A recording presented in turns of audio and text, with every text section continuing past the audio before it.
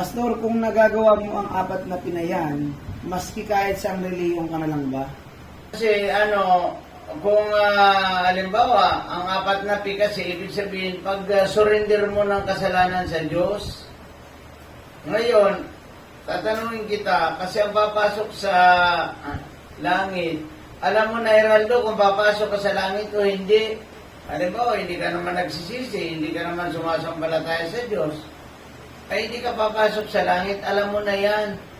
Kung papasok ka sa langit, may bagong buhay na dapat. Ngayon, tingnan natin kung sino ang mga papasok sa langit. Sa Payag, chapter 21, verse 27. Tingnan natin kung sino baga talaga papasok sa langit para makita natin, Heraldo.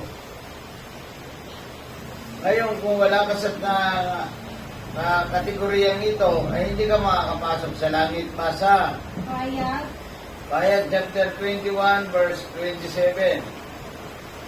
Payag chapter 21, verse 27. Ngunit hindi makakapasok doon ang anumang bagay na marumi, ni ang mga gumagawa ng suklam, ni ang mga sinungaling.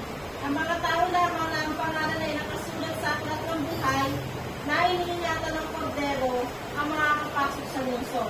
Iyon. Kaya nga apat na piyan eh. Yung apat na piyan, Heraldo, kompleto yan.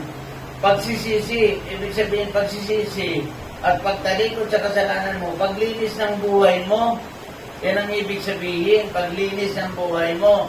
And then, pag nagsisi ka, tatanggapin mo si Jesus sa iyong puso bilang Panginoon mo at tagapagligtas.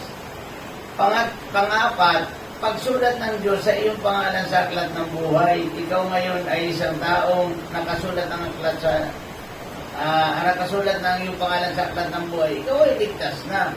Yan ang tanong ko sa iyo.